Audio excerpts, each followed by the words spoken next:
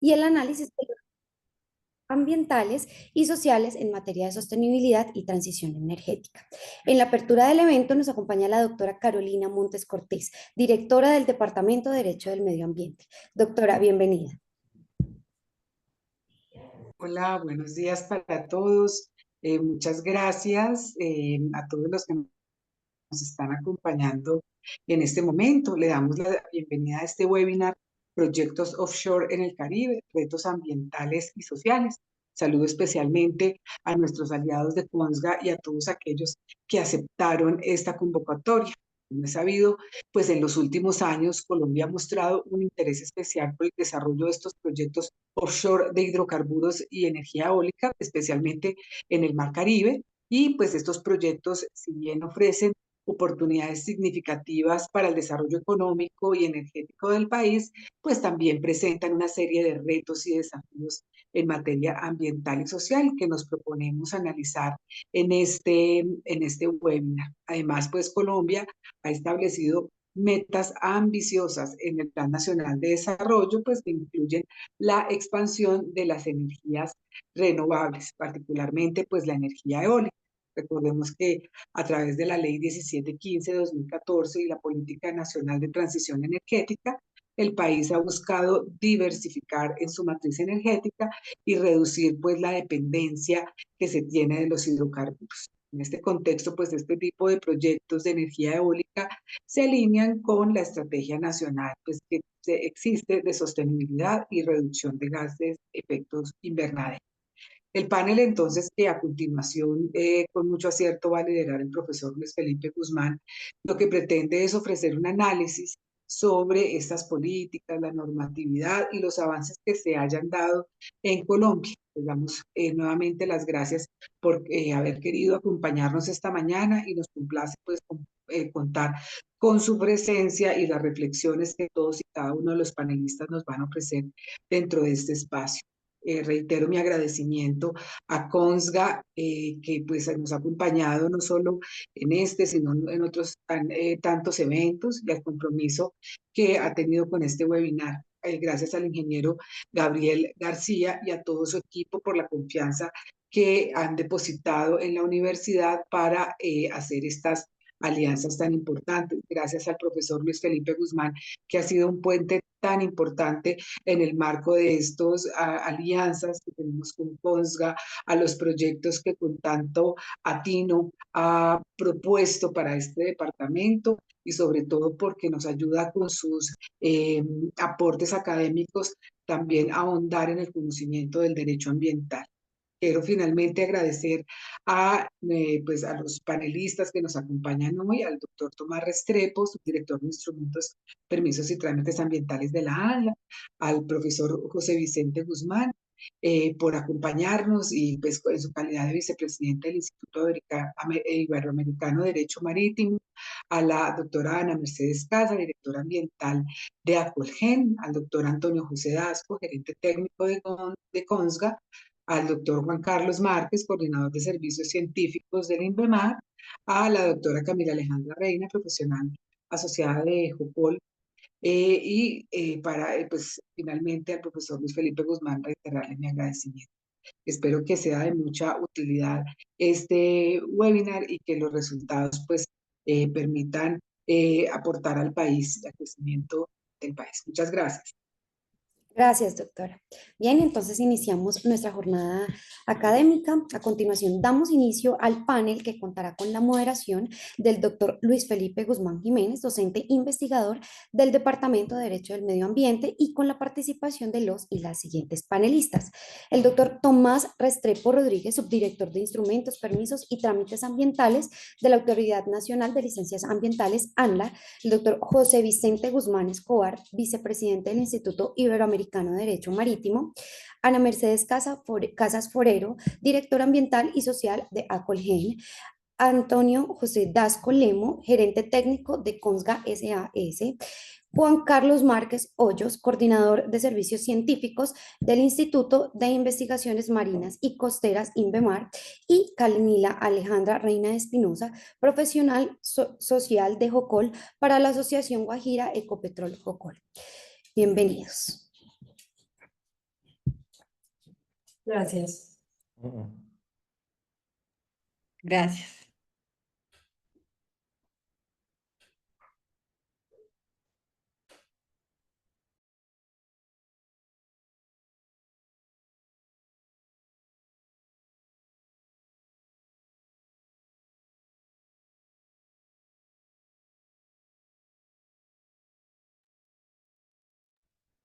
Buenos días. Bueno, muchas gracias, doctora Carolina, y muchas gracias, Alina, por la moderación en esta instalación. De verdad que nos sentimos muy honrados de iniciar esta jornada académica.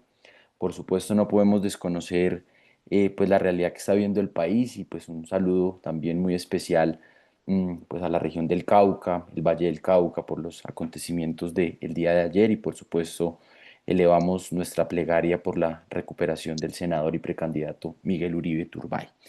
Bueno, tengo el gusto y el placer de presentar y de presidir como moderador de este panel que como ustedes lo han podido ver y evidenciar es un panel multiactor que tiene una finalidad y es conversar sobre los proyectos offshore en el Caribe colombiano. Sin duda, muchos retos de tipo técnico, pero el día de hoy, por supuesto, quisiéramos concentrarnos en los retos ambientales y sociales. Sin duda, el país viene preparándose para esta llegada de estos proyectos, sin duda, que contribuyan al desarrollo económico, al desarrollo sostenible, por supuesto, a un beneficio de las comunidades y, por supuesto, lo más relevante también a la seguridad energética de nuestro país. La metodología que vamos a abordar el día de hoy va a ser una metodología pues un poco charladito, ¿cierto? Con nuestros actores e invitados a quienes, por supuesto, también les agradecemos haber aceptado esta invitación que junto con COSGA, en cabeza del ingeniero Javier García y todo su equipo, Antonio, Paulo, hemos organizado para este espacio. Hemos preparado unas preguntas que van a aplicar para todos y otras preguntas que, por supuesto, quisiéramos hacerles a algunos de los actores. Vemos aquí al INVEMAR como un instituto de investigaciones muy importante, también el Instituto Iberoamericano de Derecho Marítimo con todos sus estudios en Derecho Marítimo y Derecho Ambiental. Por supuesto, dos actores muy importantes dentro del mercado, Acolgen y una empresa del sector oil and gas como es Jocol y por supuesto nuestra Autoridad Nacional de Licencias Ambientales, que sin duda es un referente en evaluación y en seguimiento de este tipo de proyectos. Me gustaría empezar con el doctor Tomás Restrepo. Doctor Tomás, ¿nos escuchas? No, no te estamos viendo, pero ahorita sí no te estábamos escuchando. ¿Nos confirmas si te... A ver, a ver si nos escuchas. Creo que estabas teniendo... Ahora sí. Listo, ya me reactivaron audio, pero video, doctor Luis Felipe no está habilitado al parecer por el anfitrión. Sí, ahí lo tienes Ya, habilitado. listo, Ahora sí, listo. listo. Vale, Bueno, muchas doctor gracias. Tomás, muchas gracias por aceptar la invitación. De verdad que es muy No, importante la presencia de la eh, ANLA en este espacio y quisiera que empezáramos con una pregunta de normatividad ambiental y es, ¿cómo puede garantizar la normatividad ambiental colombiana ese balance adecuado entre el desarrollo de proyectos offshore de hidrocarburos y energía eólica y la conservación de los ecosistemas marinos sensibles en el Mar Caribe? Y ello, por supuesto, teniendo en cuenta lo que todo este auditorio tan selecto que nos acompaña el día de hoy conoce, y es que Colombia es un país megadiverso, que tiene, por supuesto, una relevancia ecosistémica en el contexto global. ¿Cómo lograr que la normatividad ambiental pueda garantizar la protección de esos ecosistemas y a su vez pueda garantizar el desarrollo de estos importantes proyectos offshore de hidrocarburos y energía eólica en nuestro país? Doctor Tomás, adelante, bienvenido, muchas gracias. Les rogaría, por supuesto, respuestas de 3 minutos para poder interactuar y poder claro, generar esta claro conversación. que sí, doctor Luis Felipe. Bueno, primero, pues ante todo, y antes de contestar, pues me gustaría agradecerles, pues tanto a la doctora Carolina y al doctor Luis Felipe por la invitación. Pues para los que no sepan, para el público que no sepan, pues yo soy de la casa, ¿no? Yo soy profesor de externado, soy profesor del departamento del medio ambiente y siempre, pues, incluso pido consejo tanto a Luis Felipe como a la doctora Carolina en asuntos que a veces son espinosos. Dicho lo anterior también, pues debo decir que, pues que ustedes saben que como yo soy autoridad ambiental en este momento, además de profesor de la universidad, y en especial como soy el director general ad hoc para los asuntos de Ecopetrol, pues no me puedo pronunciar en específico sobre ningún proyecto ni dar pues opiniones sobre la interpretación de la normatividad, porque pues mi cargo no me lo permite. Entonces, con esas limitaciones y entendiendo que hace que eso yo pierda algo de mi espíritu crítico, paso a responder la pregunta de Luis Felipe. Pues en efecto, pues esta pregunta podría abordarse desde dos puntos de vista. Diría el primero, desde la normatividad establecida, yo diría que de la forma más particular por los términos de referencia. Nosotros tenemos términos de referencia, ustedes saben bien, para para la exploración y explotación petrolera costa afuera, offshore, y presentamos, que salió en 2024, y presentamos para consulta del público en 2024 unos términos de referencia generales para el tema de energía eólica costa afuera, haciendo pues digamos, la anotación que en todo caso, cuando hablamos no de eólica, sino de exploración petrolera costa afuera, hay muchos de esos proyectos que tienen términos de referencia especiales. Recuerden ustedes que los términos de referencia especiales pues proceden solo cuando no hay términos de referencia generales. Entonces aspiramos a que tanto en el caso de la energía eólica offshore como en el caso de la exploración petrolera costa afuera, estas actividades se rijan por esos términos de referencia generales. Términos de referencia, pues que además son supremamente exigentes, hay que decirlo, en el trabajo que se debe hacer en el EIA. Tiene que ser un trabajo muy juicioso y estricto en cada uno de los componentes, teniendo en cuenta que, pues por supuesto, estamos hablando de unos ecosistemas sensibles, de los cuales además no tenemos tanto conocimiento y que nos presentan unos retos particulares que antes pues no habíamos tenido que los estudios bióticos y abióticos, la fauna, la flora, los estudios geológicos relacionados con el suelo, con el lecho marino, sin contar además pues con la afectación que eso pueda producir en las poblaciones y en las comunidades. Eso no quiere decir que, digamos, la óptica política de quien esté sentado en la dirección del ANLA no tenga ninguna influencia, porque pues obviamente todas las normas, incluso los términos de referencia generales, pues implican un ejercicio de interpretación y aplicación pues por parte de la autoridad.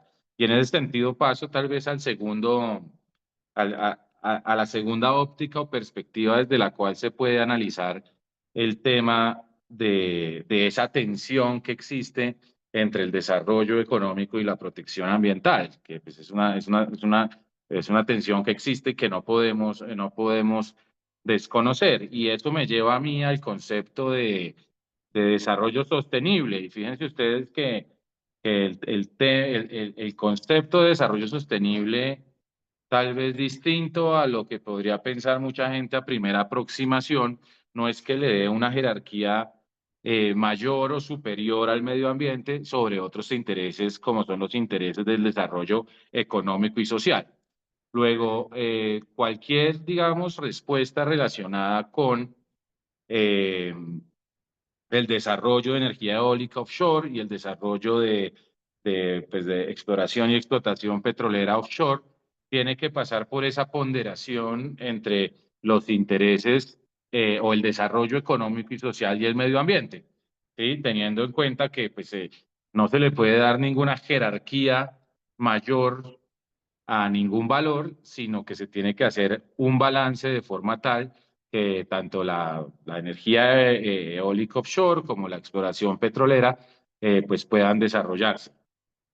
No, creo que eso es un punto importante y en el caso particular, ya lo nombró la doctora Carolina en la introducción a este foro, pues cobra especial importancia pues los compromisos que tenemos nosotros en materia climática, en materia de descarbonización, provenientes del Marco Legal Internacional de Cambio Climático de 1992, Protocolo de Kioto, Acuerdo de París, y que hemos logrado aterrizar acá en Colombia para impulsar a través de la ley 1715 y su modificación en la 2099 y también las leyes de cambio climático. Luego, pues nosotros como Estado, como Ejecutivo, pues tenemos la obligación de propender por el desarrollo de las energías renovables y eso implica también tener en cuenta ese postulado nuevamente del desarrollo sostenible y es que no tenemos que darle una mayor jerarquía a ninguna de los intereses, sino tratar de lograr un balance y una ponderación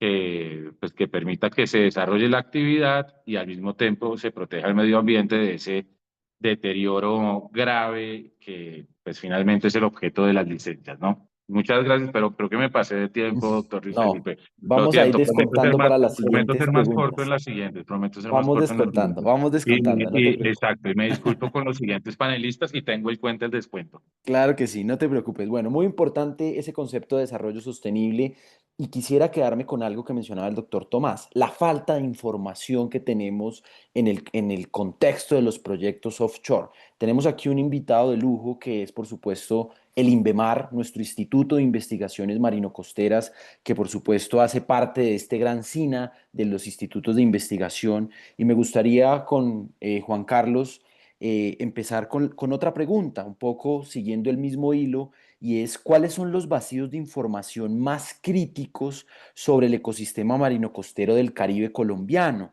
que deberían ser abordados prioritariamente para poder atender esta demanda de proyectos offshore y por supuesto que sean proyectos planificados ambientalmente con información científicamente obtenida? Juan Carlos, bienvenido y muchas gracias por aceptar la invitación.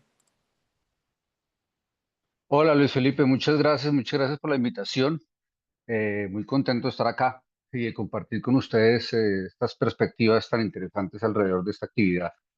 Eh, bueno, no, digamos que los vacíos críticos de información que tenemos son los vacíos críticos que siempre hemos tenido en el país, digamos, ¿sí? No conocemos el inventario de todas las especies en el país, marinas, marino-costeras, no conocemos la extensión de todos los ecosistemas marino-costeros del país, ¿cierto? Y mucho menos pues en las zonas profundas.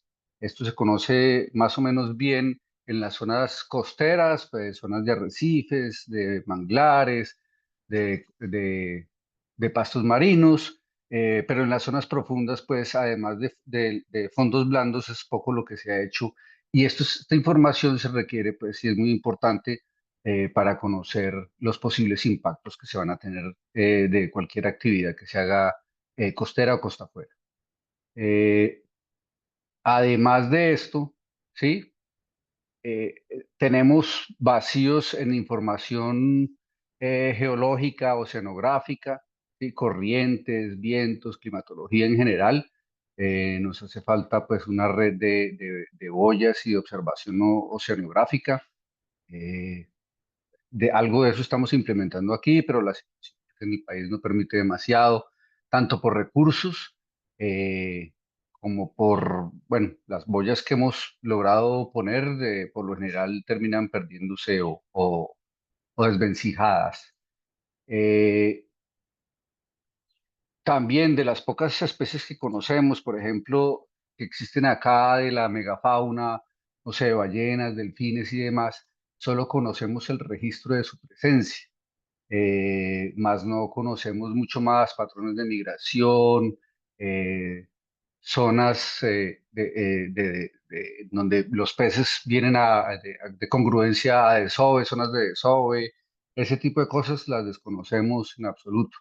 Entonces, pues hace falta mucho trabajo aún en el mar, pues ustedes saben que el trabajo en el mar es más costoso, es más complicado, entonces pues hace falta poner un poco más de recursos y de visión aquí. Bueno, muchas gracias, Juan Carlos. Por supuesto que desde el INVEMAR resaltamos la presencia del INVEMAR en este espacio y me quedaría con esa última frase. El trabajo en el mar es más costoso y más complicado, pero por ende también hay oportunidades muy importantes para el desarrollo de estos proyectos offshore. Y me gustaría pasar con una de nuestras invitadas, la ingeniera Ana Mercedes Casas, que viene en representación de Acolgen, y es ustedes desde Acolgen, ¿cómo vienen percibiendo estos vacíos de información en los proyectos offshore? ¿Y cómo o cuáles deberían ser las estrategias más efectivas para garantizar que los proyectos offshore generen impactos positivos tanto para las comunidades? Ahora nos vamos a referir al caso de La Guajira con nuestra invitada Camila de Jocol, pero también para el medio ambiente marino. Mencionaba Juan Carlos y mencionaba también Tomás la importancia ecosistémica de nuestro mar Caribe. Ustedes desde Acolgen, ¿cómo vienen identificando esas estrategias para hacer viables estos proyectos offshore? Ana Mercedes, muchas gracias por aceptar la invitación. No, mil gracias a ustedes por invitarnos y poder compartir como un par de puntos para nosotros. Lo primero que yo quisiera aquí reconocer es que cuando hablamos de los retos ambientales y sociales que tenemos el país, siempre estamos viendo como el vaso medio vacío y yo creo que hay que verlo medio lleno. En el país tenemos la fortuna que tiene una institucionalidad fuerte. En el tema ambiental tenemos a una autoridad que tiene una rigurosidad técnica, que ha evaluado proyectos de gran magnitud y te estará a la altura para evaluar los proyectos de eólicos offshore. Esto es bien importante porque podemos tener una normatividad supremamente rigurosa, pero si no tenemos una institucionalidad que la pueda aplicar rigurosa, fuerte, pues no nos va a servir de mucho tener unos términos de referencia muy rigurosos o una normatividad absolutamente rigurosa para la llegada de los proyectos offshore. Nosotros lo que vemos en el tema de relacionamiento, nosotros desde Acolgen y nuestras empresas que han llegado a La Guajira, hemos aprendido a manejar el tema social y ha sido un transcurrir y ha sido un ejercicio de más de 7, 8 años que estamos trabajando en La Guajira con el relacionamiento con las comunidades y el acercamiento a las mismas. El sector es un sector comprometido con sus comunidades porque nosotros, quienes más que sabemos que el relacionamiento con las comunidades debe ser primordial, dado que va a ser nuestro vecino por más de 30, 40 años y tenemos la experiencia de nuestros proyectos hidroeléctricos, en los cuales llevamos más de 40 años y vamos construyendo esos lazos de confianza con las comunidades, que eso es lo primero. Entonces, consideramos que en estos ejercicios de los eólicos offshore tenemos que trabajar muy de la mano, no solamente tiene que ser los desarrolladores de los proyectos, sino que consideramos que debe ser un trabajo interinstitucional. No solamente debe llegar solo el desarrollador, sino tenemos que llegar con la institucionalidad, tenemos que llegar con el gobierno, donde nos puedan ellos también presentar a las comunidades cómo están viendo los proyectos, cómo van a desarrollar los mismos y su actividad de que es vamos a desarrollar el licenciamiento ambiental riguroso, teniendo en cuenta las comunidades, vamos a tener en cuenta todos los temas y también darles a aclarar de que si serán sujetos de consulta previa, te desarrollaremos las consultas previas rigurosas de tal manera que podamos tener la tranquilidad de que no estamos afectando a ninguna de las comunidades.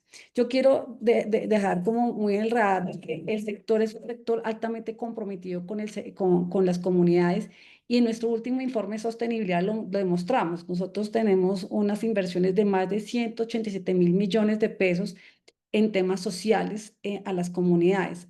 Entiendo que es todas las tecnologías que tenemos nosotros en Acolgen, nosotros tenemos hidroeléctricas, también tenemos parques solares y el primer eólico que está en La Guajira hace parte de los asociados de Acolgen, pero también más de 39.000 millones de pesos invertidos en beneficio a comunidades étnicas. Entonces, quiero dejar aquí en el radar de que para nosotros, para el sector, es importante ese relacionamiento con las comunidades, el poder llegar con mejoramiento de vías, con entrega de dotación a instituciones educativas, poder dotar escenarios deportivos. Todas las actividades sociales que desarrollan nuestras empresas se notan hoy en día en las áreas de influencia de los proyectos y es lo que esperamos poder hacer cuando llegue este tipo de proyectos. Y hay un tema que no es menor y yo creo que es importante, que es con ese acercamiento que queremos tener con instituciones también, es que las comunidades entiendan cómo funciona las transferencias del sector eléctrico. Es un tema que muchas veces no lo conversamos, pero es una manera de impactar de manera positiva a las comunidades, no solamente las acciones que desarrollan nuestras empresas de manera voluntaria y además las que dejan establecidas en su licencia ambiental y en las consultas previas. Es importante que las comunidades entiendan cómo se pueden beneficiar con las transferencias del sector eléctrico. Es un ejercicio que desarrolló el gobierno, que me parece que es una manera que las comunidades se puedan beneficiar de la llegada de los proyectos a su territorio, pero es importante que ellas también sepan cómo pueden hacer acceso a esos recursos y cómo de manera organizada deberían hacerlo para recibir los beneficios de que llegue un proyecto a su territorio. Entonces, yo creo que aquí hay mucho por hacer. Hay un trabajo de estar todos sentados en la misma mesa, empujando estos temas para el mismo lado y que podamos materializar los proyectos en el país. Yo creo que hay unos retos, es de que no nos dejemos que esos cuellos de botella sociales o ambientales que nos están colocando desde ya nos bloqueen o nos hagan pensar de que estos proyectos no puedan llegar al país y que no podamos lograr la meta que tiene el gobierno de tener 1 giga al 2030. Bueno, muchas gracias, ingeniera Ana Mercedes. Efectivamente, muchos retos de estos proyectos offshore, fortalecimiento institucional, estudios serios, comunidades informadas en el funcionamiento de las transferencias del sector eléctrico. Y me gustaría, después de ver un poco la visión de Acolgen, y vemos aquí que hay una convergencia de temas: derecho ambiental, derecho constitucional, derecho administrativo, derecho laboral, ¿cierto? Mejores condiciones para los trabajadores, pero aparece un derecho muy importante y estratégico para los proyectos offshore, y es el derecho del mar. Y para ello, qué mejor que contar con un invitado y un gran experto en estos temas, como lo es el doctor José Vicente Guzmán, quien es el vicepresidente del Instituto Iberoamericano de Derecho Marítimo, a quien también le agradecemos su asistencia y participación. Y me gustaría, doctor José Vicente, que conversáramos un poco desde el enfoque del derecho del mar y la gobernanza marítima, qué ajustes normativos o fortalecimientos institucionales, como lo mencionaba la ingeniera Ana Mercedes, deberían priorizarse para mejorar la seguridad jurídica y ambiental de los proyectos offshore en el Caribe colombiano. Nos gustaría conocer esa visión, por supuesto, desde su experticia como una autoridad en derecho marítimo en el país y en la región. Adelante, doctor. Muchas gracias, doctor Luis Felipe. Quiero iniciar por agradecer al Departamento de Derecho y Medio Ambiente, su directora, la doctora Carolina Montes, y por supuesto al profesor Luis Felipe Guzmán, la invitación a participar en este panel con tan distinguidos panelistas sobre un tema que es evidentemente de actualidad. Yo creo que empiezo por mencionar lo que dijo el doctor Tomás Restrepo, y es que en los proyectos de actividades offshore, tanto de explotación de hidrocarburos como eólicos, a los que yo agregaría los de GNL, gas natural licuado, que está bastante en boga, siempre hay una tensión entre el desarrollo del medio ambiente, y lo importante es que la normatividad balancee estos dos y equilibre estos dos intereses, el desarrollo del medio ambiente, al cual yo me atrevería como primer mensaje a agregar un tercero, y es el del entorno marítimo. Como dice la famosa canción de la Sonora Matancera, en el mar la vida es más sabrosa, pero en el mar la vida también es más peligrosa y, como dijo el doctor Juan Carlos Márquez, más costosa. Todo en el mar es más costoso. Desarrollar un proyecto offshore es mucho más costoso, y la actividad que se haga en el mar, por lo mismo que es un medio ajeno al ser humano, somos animales terrestres, siempre es más peligrosa. Por eso, el derecho del mar y el derecho marítimo y organismos internacionales como la OMI desarrollan un conjunto de convenios e instrumentos internacionales para procurar que todas las actividades de navegación y todas las actividades marítimas se hagan en un entorno de seguridad marítima. Esta seguridad marítima, seguridad de la vida humana en el mar y obviamente también protección del medio ambiente marino es el tercer interés que yo creo que confluye junto con el desarrollo y el medio ambiente que hay que balancear en toda la normatividad. Y desde este punto de vista, el segundo mensaje que yo quisiera mandar, además del balance entre estos tres intereses, el segundo mensaje que yo quisiera decir es que es muy importante tener en cuenta la experiencia internacional. No existe un convenio internacional que regule las actividades offshore y particularmente el Instituto Interamericano de Derecho Marítimo ha propendido y ha promovido que se adopte uno, pero actualmente la Organización Marítima Internacional considera que no es necesario. Lo que ha hecho la comunidad marítima es hacer acuerdos regionales. Muchos países tienen acuerdos bilaterales o multilaterales de cómo tratar las actividades offshore para permitir que se desarrollen porque traen beneficios para el país, pero para que se hagan en un entorno de seguridad desde el punto de vista marítimo y de protección del medio ambiente marino. Y también es necesario tener en cuenta instrumentos que nos da el derecho del mar, sobre el cual yo mencionaría particularmente el acuerdo BBNJ o el acuerdo de alta mar, que nos da la posibilidad de tener un entorno normativo y un marco de gobernanza, incluso con autoridades de gobernanza, que nos permiten desarrollar la explotación de los recursos marinos en un entorno de seguridad y con la obligación de hacer estudios de impacto ambiental que tienen que ser muy distintos a los estudios de impacto ambiental que se hacen en proyectos que se hacen onshore precisamente por las características del medio marino. Este y otros instrumentos se pueden aprovechar y estas experiencias internacionales para influir no solo la actividad, sino la legislación y, como dijo la doctora Ana Mercedes, la institucionalidad sólida que tenemos para procurar balancear estos tres intereses: seguridad, protección del medio ambiente marino, pero que permitan obviamente el desarrollo de estos proyectos.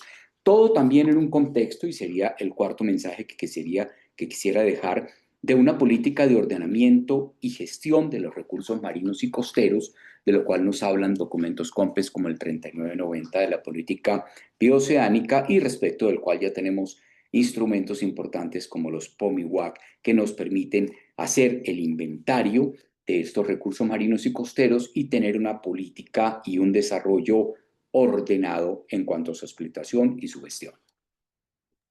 Doctor José Vicente, quisiera hacerle una pregunta muy rápida y es ¿cuáles son los instrumentos internacionales ambientales que usted lo ha mencionado en varios espacios, aún no ratificados por el Estado colombiano y que son estratégicos para garantizar una protección marino-costera? Bueno, muchas gracias por la pregunta, doctor Luis Felipe. Pues el principal de ellos, y como dice el profesor Bernard Oxman, que es uno de los expertos más reconocidos en materia de derecho del mar, el principal de ellos es CONVEMAR. El doctor Oxman dice, CONVEMAR, la Convención de Derecho del Mar, es quizá el convenio más comprensivo en materia de protección del medio ambiente marino. Su sección 12 realmente es el convenio que tiene unos instrumentos orgánicos y de obligaciones y de derechos de los estados más importantes en materia del derecho de protección del medio ambiente marino.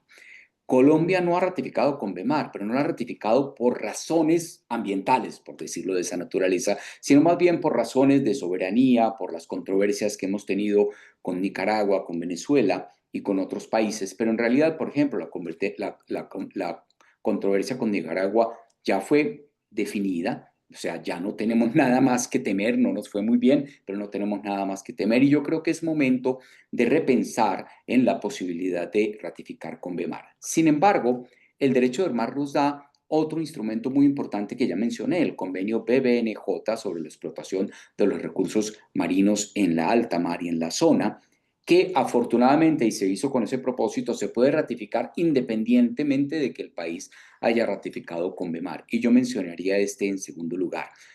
Pero también existen muchos otros. Colombia, afortunadamente, después de 20 años de no ratificar ningún convenio internacional marítimo, el último que se hizo fue el OPRC de 2004, el año pasado se aprobaron mediante dos leyes algunos convenios internacionales marítimos, unos de los cuales tienen que ver con el medio ambiente, como el convenio sobre el manejo de aguas de lastre y sedimentos por los buques, y actualmente cursan en el Congreso otros proyectos de ley sobre convenios como el Bunkers, que permite un sistema de indemnización para la contaminación ambiental derivada del derrame de hidrocarburos cuando estos son combustibles de los buques.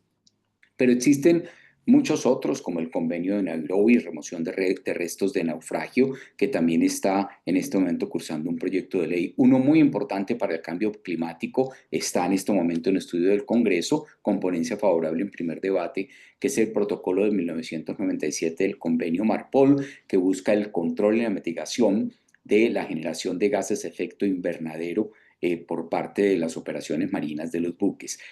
Yo creo que el país está por fin, después de 20 años de aridez en la materia, recorriendo un camino que ojalá pudiéramos seguir gracias a los impulsos de la Dirección General Marítima, del Ministerio de la Defensa Nacional, del Ministerio de Relaciones Exteriores y por supuesto de las autoridades de transporte y ambientales, de volver a recorrer esa senda de ratificar los convenios internacionales que enmarcan una actividad tan importante como la marítima y que generan un marco necesariamente aplicable a actividades offshore como las que estamos hablando en este seminario.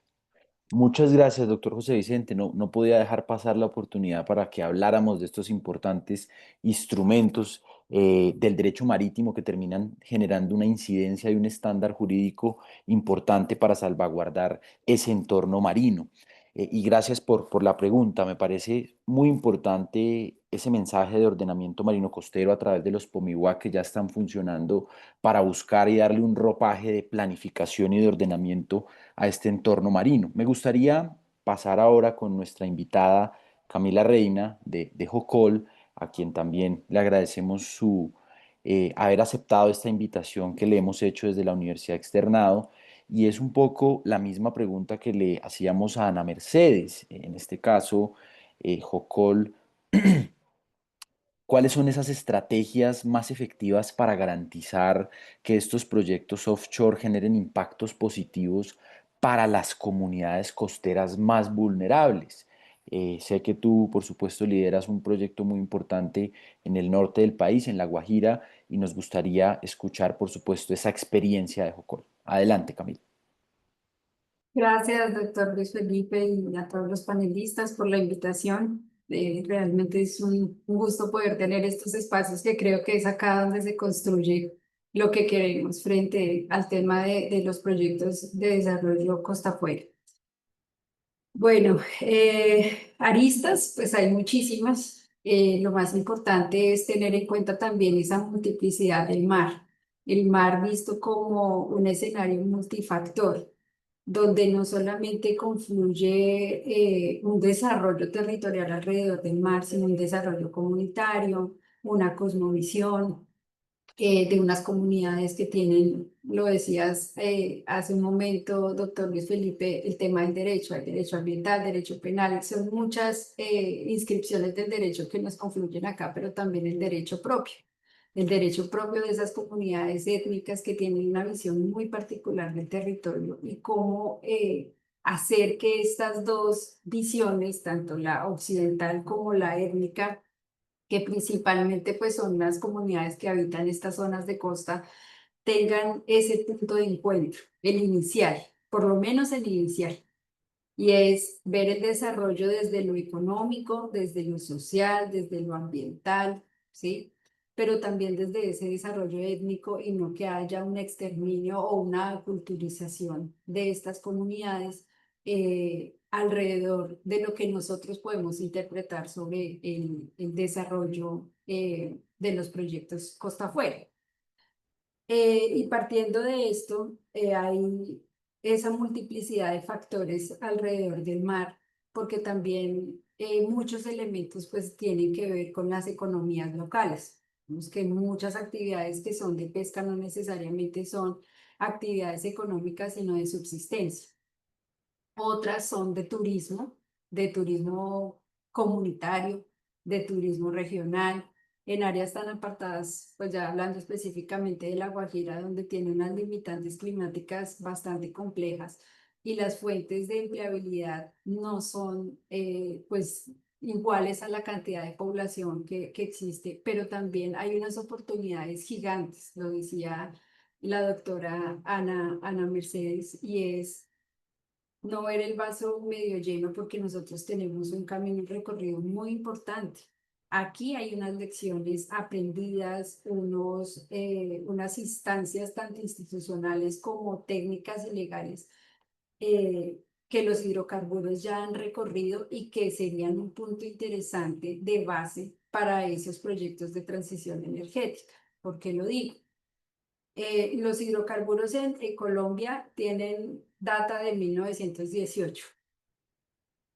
Un camino recorrido interesantísimo desde el primer campo exploratorio que fue Cira en Barranca Bermeja a hoy, que llevamos 2025, más de 100 años en ese camino recorrido.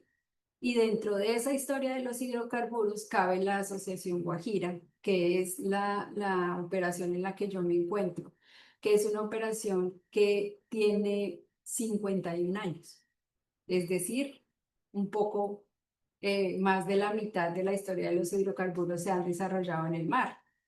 Incluyen las plataformas marinas. Ustedes ven en el fondo de mi pantalla, esta es la plataforma de Chuchupa B. Esa plataforma se construyó en 1996, pero el contrato de asociación tiene una historia desde 1974 y se ha desarrollado principalmente en el mar. Nosotros tenemos dos tipos de operación, la de mar y la onshore, que confluyen pues ya operativamente para llevar el gas al interior y al norte del país. Y obviamente hemos vivido toda esta transición. Obviamente yo no había nacido en ese momento, pero de 1974, que se firma el contrato de asociación Guajira, a 1985, donde se hace la declaratoria del resguardo de la Alta y Media Guajira por parte del INCORA, tiene ya un cambio significativo frente al uso del suelo y del mar. Pasa 1984 y llega 1991 la Constitución del 91 y el nacimiento de muchas de las normas que hoy día nos siguen aplicando y de las instituciones que nos acompañan, como el Ministerio del Medio Ambiente, el Ministerio del Interior, ¿sí? Nace la consulta previa y empieza la aplicabilidad de la consulta bajo el marco normativo pues, que existía en ese momento, pero tenemos toda una serie de aprendizajes durante estos 51 años de operación y 100 de la industria de los hidrocarburos, que es un punto de partida fundamental y que de pronto a veces no se ve con ese retrovisor para la formulación de los proyectos de energías alternativas costa afuera. Bueno, muchas gracias, Camila. Muy interesante lo que nos cuentas en el departamento de La Guajira y este proyecto que lleva cerca de 51 años, casi la mitad de la vida de los hidrocarburos, como tú lo decías, en el territorio nacional.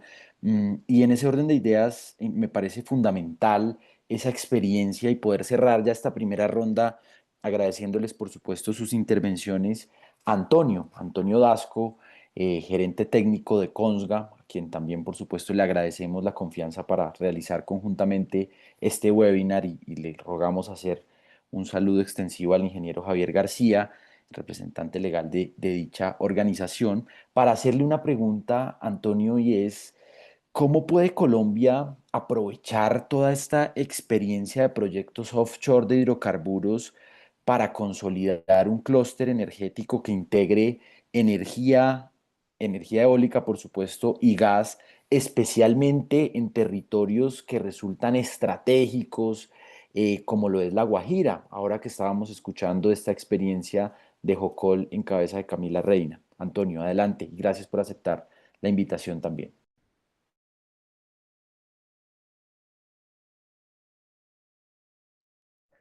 Hola, muy buenos días a todos. Gracias, Luis Felipe, por la pregunta. Gracias a todos por este hermoso panel que hemos formado para compartir conocimiento acerca del mar, que es tan importante. Colombia viene avanzando muchísimo en ejercicios en el mar y específicamente en un territorio estratégico como es La Guajira.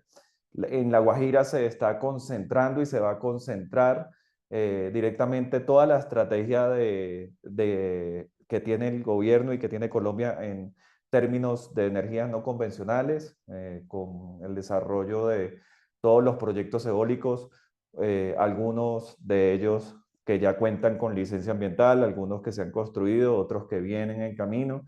Y también tenemos el tema de la integración de gas, que hace parte de la transición energética que tanto nos importa a los colombianos para nuestro futuro.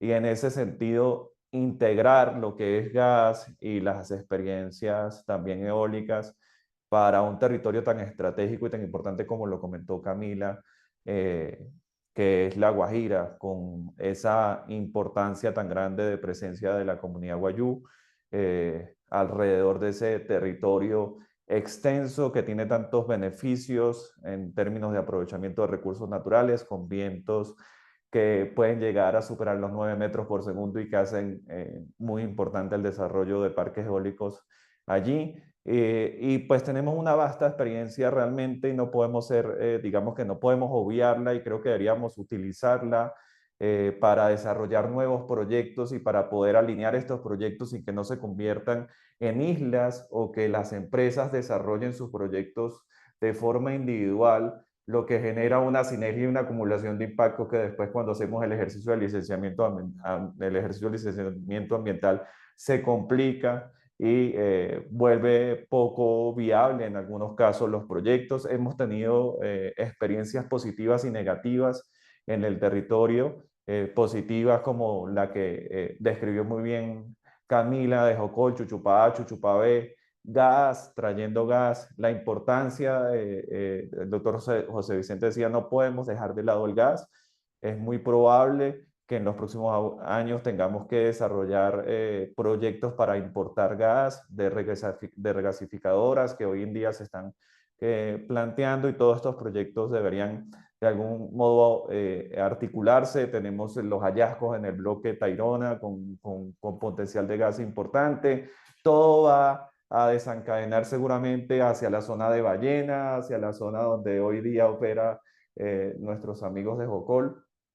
Y digamos que ahí hay una vasta información que nos ha permitido desarrollar proyectos durante 50 años. Tenemos el Parque Jepirachi, que también se construyó hace un montón de tiempo y que es una experiencia enriquecedora de lo bueno y lo malo. Y hemos tenido experiencias un poco no tan positivas como Wimpeshi, que lamentablemente se quedó a mitad de camino. Y esto tiene una relación entre lo ambiental y lo social y el territorio de La Guajira.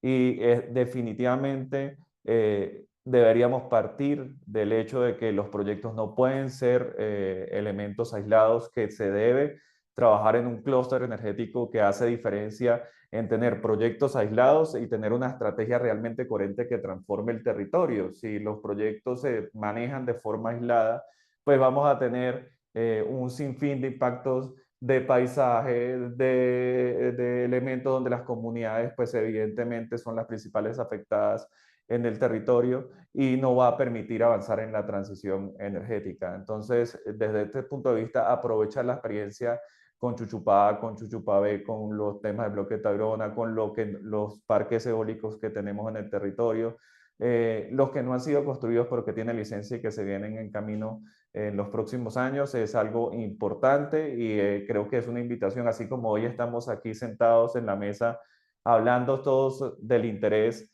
del desarrollo de proyectos offshore, del cuidado digamos, de estos recursos que tenemos y el aprovechamiento de los mismos para encauzar nuestro desarrollo sostenible, definitivamente en el territorio, en La Guajira, que concentra realmente todas las bendiciones que tenemos para poderle sacar provecho a estos ejercicios. Necesitamos trabajar de forma articulada.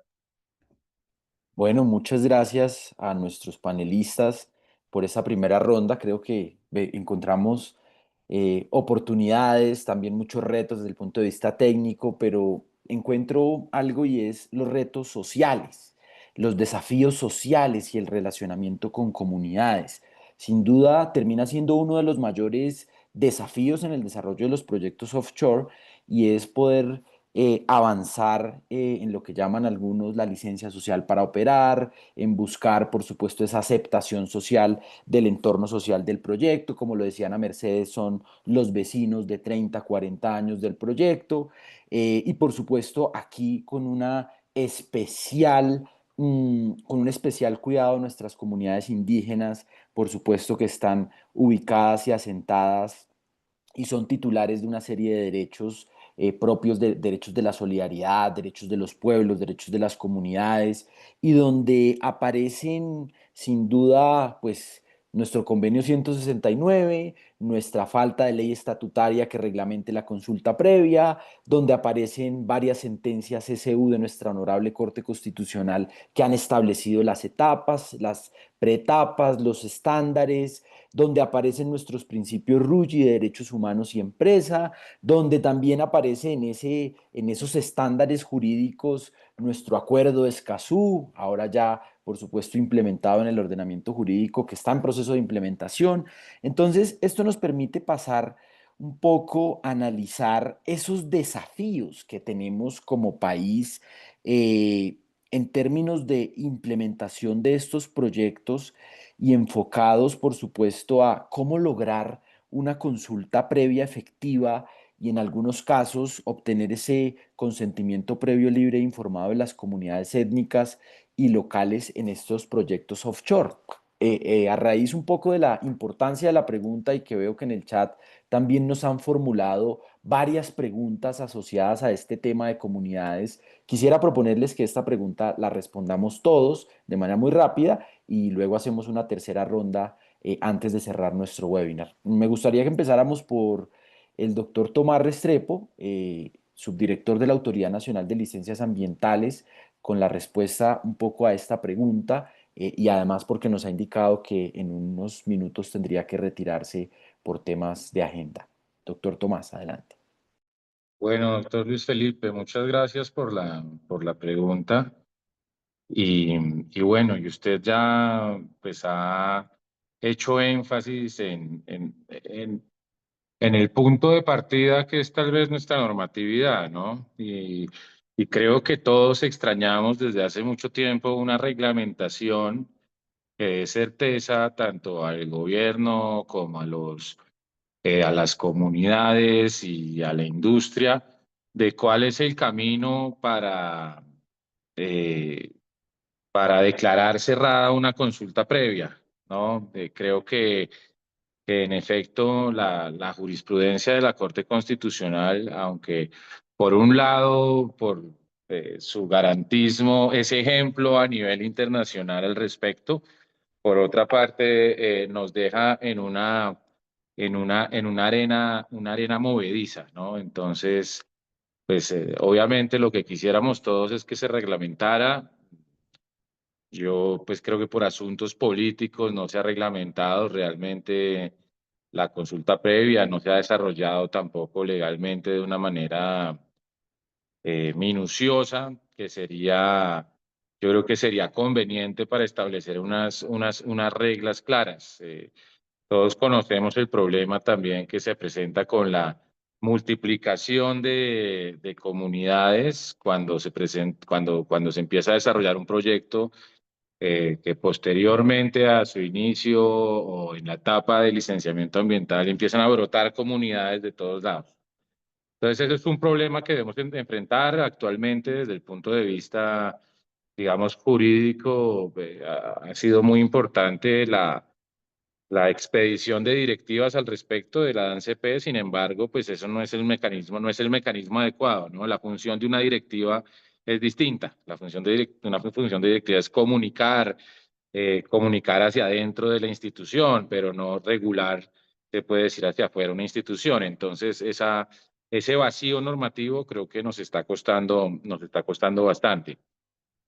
Sumado a eso, pues ya desde el punto de vista, eh, diría yo, desde el análisis práctico del tema económico, social y político, eh, pues la importancia de llegarle a las comunidades representa pues mucho más que solo pues honrar los deberes constitucionales con las comunidades, ¿no? La viabilidad de los proyectos, como ya lo mencionaron, pues depende de ese vínculo con las comunidades. Y más allá de eso, ese vínculo con las comunidades, pues es una oportunidad de desarrollo y de industrialización de esas mismas comunidades.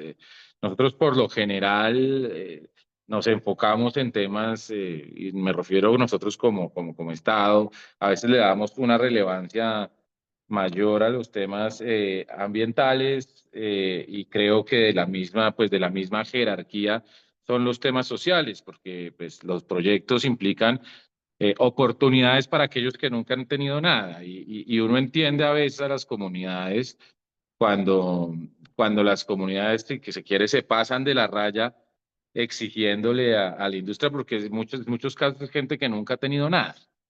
¿Sí? Independientemente que los fenómenos de corrupción también se presenten, como se presentan en los grupos humanos, o sea, tampoco estoy como tratando de expresar una romantización de las comunidades, porque pues son seres humanos y los seres humanos son complejos y las comunidades son complejas. Eh, pero a lo que voy es que tenemos que aprovechar estos proyectos también para desarrollar esas comunidades. No hay nada más triste. Yo, pues, desde el inicio de mi carrera estuve en el sector petrolero, pues muchos, de pronto alguien aquí me conoce cuando estuve en el sector petrolero. Yo fui jefe de la oficina jurídica del Ministerio de Minas y Energía también. Y entonces tuve la oportunidad de viajar pues, por muchos espacios del territorio nacional y una vez se encuentra pues con situaciones que desde el punto de vista humano pues llegan a ser deleznables, independientemente que no sea una obligación como jurídica 100% ver un campo petrolero próspero al que se le ha invertido millones de dólares y una comunidad al lado pues sufriendo por su misma alimentación, eh, sin servicio público de acueducto, de alcantarillado, agua, sin luz, pues es una realidad que yo creo que debemos afrontar. Y ya lo decía alguien también en el panel, pues importante también aprovechar esos instrumentos jurídicos que existen para articular esos instrumentos jurídicos con la realidad social. Y en ese sentido es muy importante y me gusta que Acolgen pues lo haya propuesto una campaña de gobernanza de esas transferencias a las comunidades. Ahorita hay una falta de gobernanza, una falta de conocimiento, una falta de ignorancia, y en el caso de las renovables, pues puede haber unas buenas transferencias para ellas, con las dificultades que implica el consenso y con las dificultades que implica la organización, pero creo que es algo en lo que hay que trabajar de forma profunda, ¿no? Entonces, un poco en ese sentido, mi llamado tanto a la industria, como a la academia, como a otros actores del Estado, es ver cómo podemos pues, aprovechar esas leyes que hay de transferencia, fortalecer la asociatividad con las comunidades, mucho más allá de sencillamente el cumplimiento de la ley en cuanto a priorización de mano de obra, por ejemplo. Es claro que en los proyectos de renovables tiene que haber una priorización de mano de obra pues de los residentes en el área de influencia, ¿no? E igual en la industria petrolera. Sin embargo, pues creo que hay que dar un paso más allá en términos de asociatividad, de alguna forma explorar estrategias donde la comunidad participe más allá de la solución de unos empleos y tenga pues la oportunidad de llevarse algo de de esa transferencia de tecnología, capacitación e incluso participación que pudiera tener en el proyecto. Yo creo que eso sería el mundo ideal y además aportaría mucho al desarrollo de nuestro país. Obviamente eso no es fácil, pero pues es un reto y los retos difíciles también hay que asumirlos. Doctor Tomás, muchas gracias. Muchas gracias por su intervención. Doctora Ana Mercedes, seguimos con la misma pregunta, ¿no? Para todos. Sí, no, estoy muy de acuerdo con lo que dijo el doctor Tomás en relación de que creo que tener una ley de consulta previa nos daría garantías a todos y de dar garantías a los desarrolladores, pero no solamente a ellos, a las comunidades. Y yo creo que esa es una apuesta que no hay que dejar de lado. Yo creo que en todos los espacios que trato de estar, siempre insisto en este tema. Me parece que es clave, que es algo que no podemos dejar de lado y olvidar de que tenemos que trabajar. Sé que no es fácil, sé que para sacar una ley de consulta previa necesitamos consulta previa, pero es un reto que el país debería afrontar. Sé que esa es la solución a mediano plazo, pero no dejamos dejarla de lado y tenemos que trabajar en ella. Sin embargo, los retos son para allá y hay que tener temas para el corto plazo. Entonces, muy de acuerdo con todo lo que decía Tomás y creo que, y como lo mencionó Camila, aquí lo clave es el relacionamiento que podemos tener con nuestras comunidades. Y lo primero que tenemos que hacer desde el día cero es que las comunidades conozcan el proyecto que va a llegar, cómo va a llegar y cuáles son las expectativas que tiene el desarrollador en el territorio. Entonces, una de las claves para poder garantizar que esos espacios de consulta previa sean fructíferos. Y algo que hemos aprendido, y creo que si bien es cierto, ha habido no ha sido del todo en inicio los temas de consulta previa en La Guajira, no fueron las dinámicas que hubiéramos esperado. Arrancó muy dinámico, luego tuvo como un retroceso, pero ya estamos en la dinámica. Yo creo hoy en día las consultas previas que están desarrollando en La Guajira tienen una dinámica diferente a la que tenía hace un par de años. Eso quiere decir que también todos hemos aprendido, ¿no? No solamente es aprender por parte de los desarrolladores a llegar al territorio, cómo entender las tradiciones, entender a las comunidades, porque lo primero que tenemos que hacer es entender cómo funcionan ellos, su organización interna. Muchas veces queremos traer toda la visión occidental y se nos olvida que ellos tienen otras visiones diferentes y hay que entender eso de primera mano. Entonces, cuando entendemos al otro, va a ser mejor, vamos a tener un mejor relacionamiento con las comunidades. En ese orden de ideas, respetar sus tiempos y sus formas es importante para que estos espacios se puedan desarrollar de la mejor manera y llegar a esos cierres de consulta previa.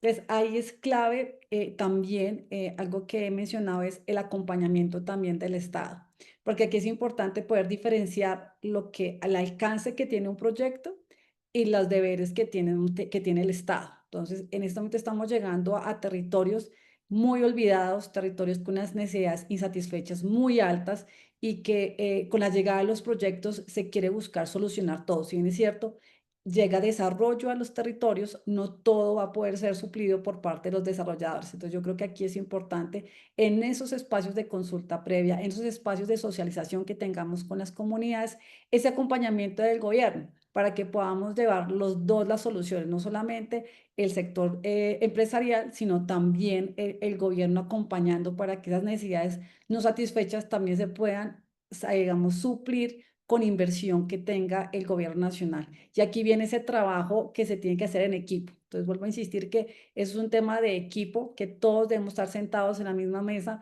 empujando estos temas para que se puedan materializar. Y aquí es importante siempre es tener claro que las comunidades siempre van a estar esperando que todos te hablemos de manera transparente. Y ahí viene el ejercicio que tenemos que hacer y desarrollar. Y finalmente, yo creo que es importante mencionar que hoy en día las comunidades cada día están más preparadas y ya han aprendido también la lección de cómo es las consultas previas. Entonces, esa ha sido una ganancia que tenemos para estos ejercicios que venimos aquí en adelante, que tenemos que comenzar a recopilar todas esas lecciones aprendidas, poder entender qué es las cosas que no debemos hacer, cómo las debemos hacer, los acercamientos y eso todas las empresas que han estado en La Guajira han comenzado a tener esa bitácora de cómo hemos podido aprender y evolucionar los temas de consulta previa. Si bien es cierto, hay retos como el tema de mano de obra que lo mencionaba el subdirector.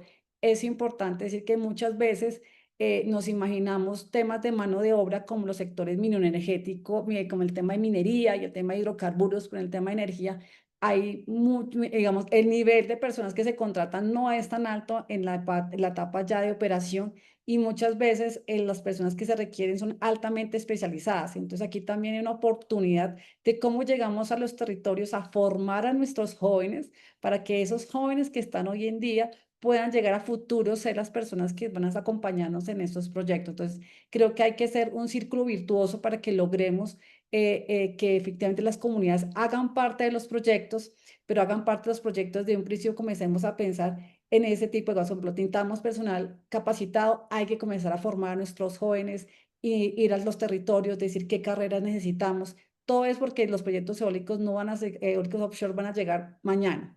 Eso tiene un tiempo. Vamos a estar entre 5, 6, 7 años diciendo tenemos nuestro primer proyecto eólico ya en funcionamiento, en operación.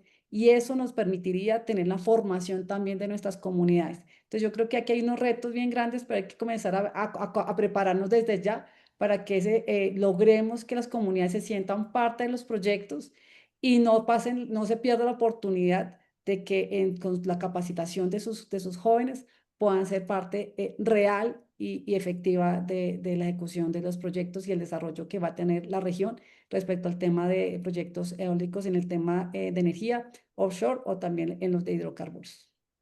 Muchas gracias, doctora Ana Mercedes. El doctor Tomás me ha pedido no una réplica, no, sino unos 30 segundos para despedirse del auditorio y de ustedes, porque debe ahora ausentarse por temas de agenda. Pero pues, no podemos desaprovecharlo. ¿Cuáles son los retos y desafíos que tiene hoy la Autoridad Nacional de Licencias Ambientales para la evaluación de los proyectos offshore en Colombia? Como cierre, doctor Tomás. Uy, doctor Luis Felipe, no, pues los retos son múltiples. Los retos es evacuar en el tiempo que nos corresponde según la ley, como siempre, muy juiciosos, de una forma exhaustiva las solicitudes de licenciamiento y, por supuesto, hacerlo con un criterio no solo ambientalista, si se quiere, sino también desde el punto de vista del desarrollo, que también es un interés importante y pues teniendo en cuenta el contexto, digamos, no quisiera decir de inseguridad energética, pero sí, pues tratando de proporcionar al máximo, pues tratando de alcanzar al máximo ese ideal de esa soberanía energética, para lo cual pues es importante que los proyectos marchen, ¿no? Entonces es cuidar el medio ambiente, pero al mismo tiempo pues dejar que los proyectos avancen, porque pues es necesario. Con esto hago la salvedad, no comprometemos acá nuestras decisiones, sino pues estoy exponiendo el balance de interés al que nos vemos enfrentados siempre en este tipo de decisiones. Y bueno, agradecerles a la doctora Carolina, al doctor Luis Felipe por la invitación, a los otros panelistas, y celebrar que estemos en este foro exponiendo cada uno nuestras ideas, independientemente de que sean distintas, valorando siempre la tolerancia, la libertad, valorando la diversidad, que es lo que a nosotros nos enseñaron en la Universidad Externado. Entonces, muchas gracias a todos y Muchas espero nos veamos gracias. pronto. Muchas gracias, subdirector. Y bueno, buen viento y buena mar en sus tareas de evaluación seria, rigurosa y en los tiempos. Bueno, muy bien. Me gustaría continuar con la misma pregunta, por supuesto. Veo que también tenemos varias preguntas en el chat de la importancia del conocimiento tradicional, ancestral, los temas de consulta previa. Con Camila. Camila nos ha contado un poco su experiencia en La Guajira y nos pregunta Diana, a quien le agradecemos por su participación. ¿Qué recomendaciones para intervenir la conflictividad darías desde tu experiencia para mejorar el relacionamiento con comunidades étnicas en este tipo de proyectos? ¿Qué casos de éxito podrías contarnos y qué no se debería hacer de las malas experiencias? ¿Qué no se debería repetir? Camila, adelante. Gracias. Bueno, gracias por la pregunta. Nosotros hemos tenido muchos espacios de participación con las empresas que hacen parte de la ANDI, de la Mesa Más La Guajira, y han sido espacios supremamente enriquecedores porque hemos compartido con diferentes empresas del sector y pues ustedes conocen la experiencia de Cierrejón también en el territorio, que ha sido de ires y venires bastante fuertes, de TGI, de Promigas, de Ecopetrol, pues obviamente Jocol y otras empresas que no hacen parte de la industria pero que pertenecen a la ANDI, donde hemos podido precisamente compartir acerca de las experiencias y las lecciones aprendidas en los territorios, específicamente en la zona norte y con foco en La Guajira. Y dentro de todas esas conversaciones que hemos tenido, siempre sale a la luz el tema de cómo integrar la rapidez en la que los proyectos se deben ejecutar, las actividades o los tiempos cortos con los que llegan los ejecutores de los proyectos y la permanencia en el territorio. Algo que nosotros como Jocol hemos hecho es que nosotros permanecemos en los territorios con y sin proyecto. Y creo que ese es el mejor caso de éxito que nosotros podemos compartir con ustedes. Independiente de que un proyecto, por ejemplo, de exploración sísmica o de una perforación exploratoria o ya en la fase de producción sea a futuro, nosotros estamos en territorio previo al inicio de eso, pero estoy hablando de un tiempo importante, 2, 3, 4 años atrás, con esa planificación de corporativos de qué es lo que se va a desarrollar en el territorio para poder conocer a dónde vamos a llegar. Que no lleguemos con, voy a decir un término coloquial, y es con el taladro en la espalda, ¿sí? A perforar, sino que haya toda una sensibilización, no solamente de la comunidad, sino de los funcionarios que van a estar a cargo de un proceso.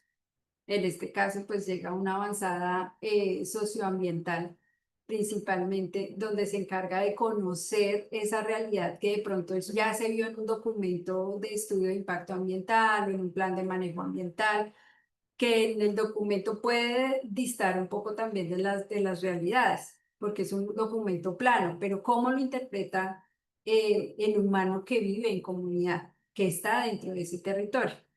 Entonces, hacer ese vínculo permite pues que obviamente se conozca el territorio desde adentro y no con una visión de proyecto. Esa ha sido fundamental. Y segundo, ahora pues digamos que ya hay una conciencia máxima frente al tema de la debida diligencia en derechos humanos. Y creo que también es un aspecto importante que no se puede obviar cuando cualquier proyecto, empresa o institución quiera ingresar a un territorio especialmente étnico y es la debida diligencia. En esa debida diligencia no se trata únicamente de comprender el territorio, sino de preparar a las comunidades, lo mencionaba Ana Mercedes también hace un rato, con el conocimiento técnico, sí, pero también en cómo pueden acceder a esas fuentes de información, qué es un proceso de debida diligencia, qué es un proceso de consulta previa y qué no es un proceso de consulta previa, qué es tener un asesoramiento técnico y legal y qué no es, hasta dónde esos asesores externos realmente pueden llegar a un territorio también a afectar esa dinámica propia comunitaria, ¿sí? Entonces, cuando se hace esa simbiosis entre la visión de un proyecto de desarrollo, en este caso energético, un desarrollo comunitario, un desarrollo y un acompañamiento institucional, se pueden lograr cosas interesantes. Y esto tiene que tener definitivamente una visión de debida diligencia en derechos humanos, porque es la base que nos va a permitir entendernos desde la complejidad del humano y en esa diferencia. Nosotros tenemos vacíos muy importantes y ya lo han mencionado los otros panelistas, la inseguridad jurídica de los proyectos, porque no hay una ley estatutaria en materia de consultas previas, hace que tampoco las inversiones a largo plazo sean atractivas para los inversionistas, en su mayoría son extranjeros. ¿Cómo hacer para que esos recursos lleguen al país y se pueda planear? En el caso de Inbemar, por ejemplo, que pues tiene unos aportes valiosísimos en el tema científico de base, pues para estos estudios y para el desarrollo de estos proyectos, pero ¿cómo hacer si no hay una garantía de inversión para que esos recursos también le lleguen a la investigación? Entonces, la cadena tiene que partir desde antes, no puede pensarse únicamente con la instalación de un proyecto, sino con ese proyecto que puede durar 30, 40 años y dejar el afán de concertar por priorizar o viabilizar un proyecto porque es que son proyectos de permanencia en el territorio y una relación de tiempo no se construye a la ligera. Bueno, muchas gracias, Camila. La experiencia de Jocol, muy importante. Presencia en territorio con o sin proyecto, muy, muy importante. Juan Carlos me ha pedido, de Inbemar también debe retirarse ahora, ya estamos llegando al cierre. Me ha pedido unos minutos para despedirse un poco y contarnos los retos que desde Inbemar se perciben para estos proyectos offshore. Juan Carlos, adelante para que te puedas despedir del auditorio y agradeciéndote tu asistencia. Sí, Luis Felipe, no, muchas gracias a todos, pues los he estado escuchando con gran interés, la verdad es que estaba aprendiendo mucho. Nosotros, eh, desde mi oficina, que es la consultoría del IMEMAR básicamente, sí, no nos involucramos demasiado en esto de la consulta previa, sin embargo reconozco que es un instrumento de gran importancia. eh, y de esa forma estoy pues, escuchando todas las experiencias de las que están hablando, pues, y siempre me he preguntado, pues, o sea, después de tantos años de estar haciendo esto y de trabajando con las comunidades, ¿por qué realmente no se ha logrado algo sustancial y significativo? Y pues me puedo dar cuenta un poquito con lo que están diciendo las doctoras Ana Mercedes y Camila al respecto. De acuerdo también con la doctora Camila, pues que esto debería ser un esfuerzo eh, mucho más articulado entre las instituciones, entre las empresas que están trabajando ahí, ¿cierto? Por ejemplo, tratar de lograr líneas bases ambientales o sociales a partir de las instituciones, uno haciendo un esfuerzo eh, independiente que a veces hasta se sobrelapan, ¿sí? Son más como ideas de reflexión. De todas formas, muchas gracias. Espero que las discusiones continúen y podamos vernos de nuevo en otros webinars o en otros contextos. Seguro que sí, Juan Carlos. Muchas gracias al Inbemar y bueno, seguiremos invitándolos a este espacio. Bueno, me gustaría, nos quedan 10 minutos, 5 minutos para el doctor José Vicente y 5 minutos para el doctor Antonio. Permiso. Doctor José Vicente, muchas gracias, Juan Carlos, que estés muy bien. Muchas Doctor José gracias. Vicente, no podemos, bueno, ya conversamos sobre los temas de consulta previa y creo que pues podemos, no es un tema por supuesto superado, pero no podemos desaprovechar estos 5 minutos que nos quedan para preguntarle a usted cuál cree que son los principales desafíos que enfrenta Colombia en términos de implementación de estos proyectos offshore y cómo podrían superarse a través de reformas, ajustes a políticas públicas, ajustes a normatividad. Doctor José Vicente, adelante, por favor. Muchas gracias, doctor Luis Felipe. Pues yo creo que tenemos que aprender de lo que ocurre en otros países.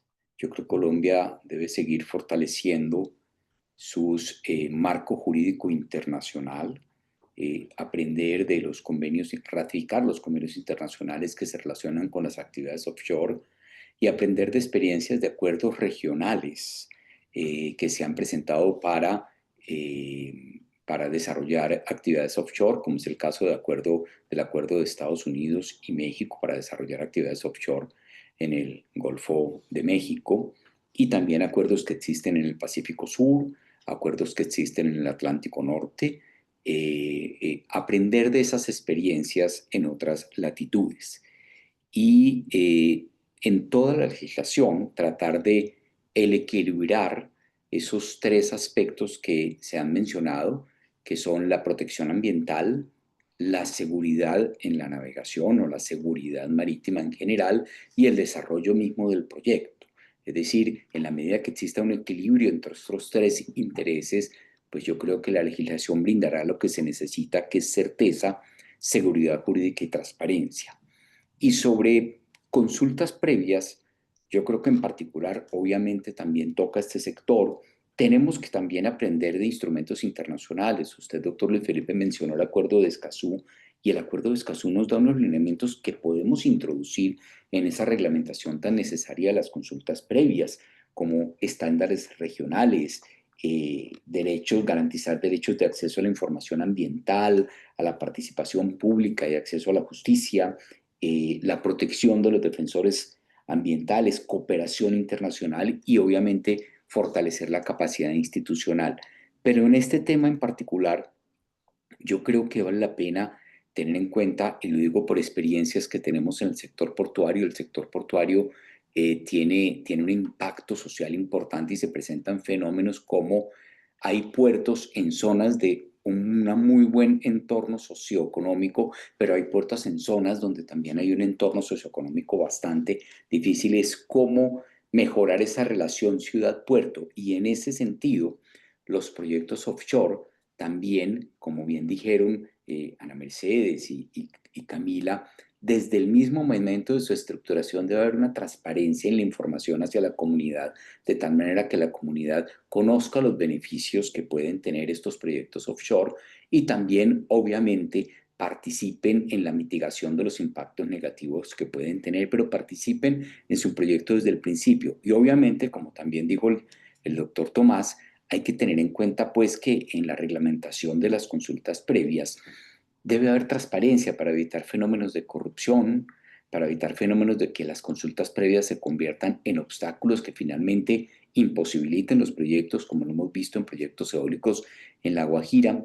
Y en este punto, pues valdría la pena que esa reglamentación tuviera sanciones severas y desincentivos para estos fenómenos. Yo solamente a título de ejemplo recuerdo cómo las acciones populares que están instituidas para defender los intereses colectivos, pues son un instrumento muy importante, pero que en determinado momento se vio desvirtuado cuando consagraba la ley una remuneración económica al que promovía la acción. Entonces, como que ese mismo incentivo, esa remuneración económica desviaba y desvirtuaba la atención de la consulta, de la acción popular, y cuando se quitó el incentivo, la acción popular siguió funcionando, pero dejó de ser un instrumento desviado hacia otros propósitos. Y yo creo que de esa experiencia que es propia de Colombia podríamos aprender un poco para las consultas previas, ser muy estrictos con sanciones no solamente de carácter disciplinario, sino también de carácter penal para estos fenómenos que permiten desviar el verdadero propósito de la consulta previa.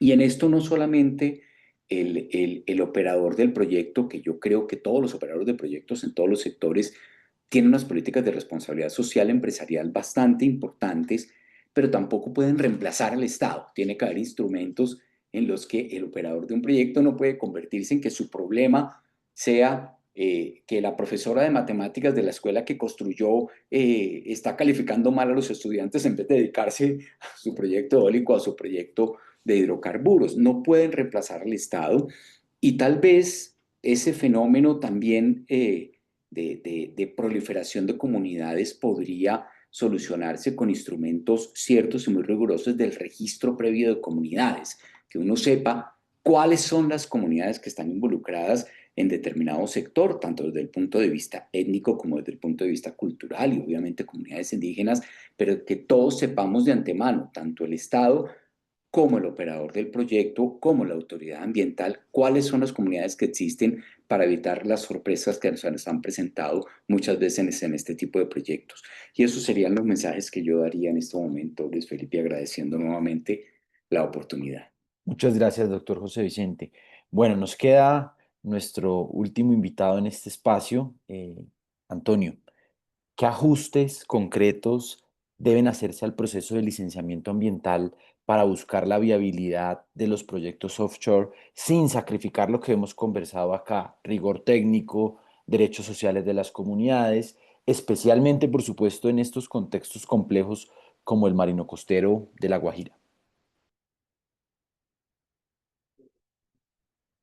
Gracias, Luis Felipe. Yo creo que bueno, la pregunta es compleja porque pues evidentemente el licenciamiento ambiental es un cuello de botella para el desarrollo de los proyectos. Y yo quisiera dividir la respuesta en dos fases. Hemos hablado de una fortaleza institucional, creo que todos estamos de acuerdo. La Autoridad Nacional de Licencias Ambientales goza de rigor técnico, tiene equipos de trabajo especializados y además tiene una gran ventaja en el ejercicio del licenciamiento en el país, a diferencia que con las corporaciones autónomas regionales, ya cuando se hacen proyectos de pronto de menor envergadura, que tiene unos tiempos establecidos para el licenciamiento. Eso ayuda mucho a la eficacia en la viabilidad del proyecto o en el proceso como tal del licenciamiento ambiental. Pero es que antes de llegar al proceso de presentar la necesidad de la licencia, hay que hacer un ejercicio de levantamiento de información y hemos hablado durante todo el webinar de las dificultades que se tiene de información